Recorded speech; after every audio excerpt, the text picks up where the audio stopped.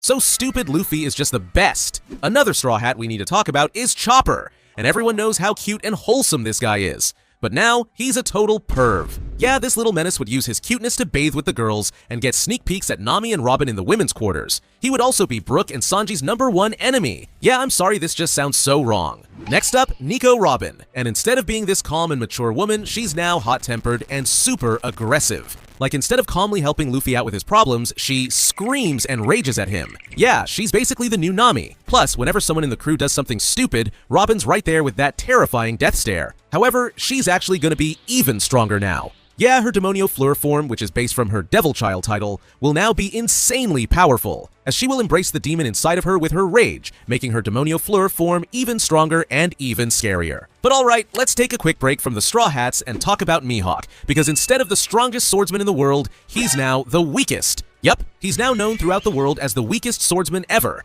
and everyone just laughs when they hear his name, as he's just that weak. He even goes around challenging different swordsmen, but he loses every single time. Now what about Boa Hancock? Well, you know how she's super in love with Luffy? We're talking full-on daydreaming about marrying him. Yeah, well, all of those dreams are now gone, as she's friend-zoned him.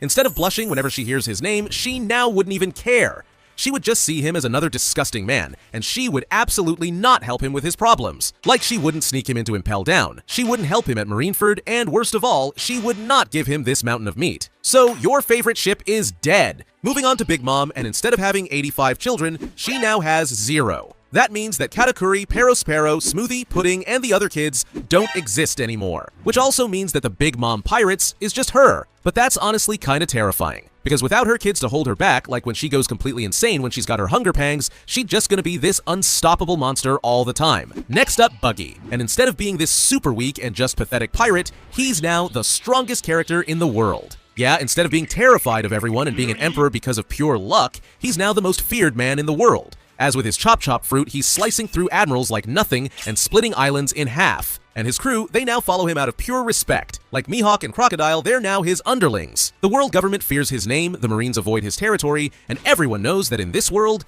Buggy D. Clown is the true king of the pirates. But instead of the strongest, we've got the weakest creature in the world, and that's Kaido.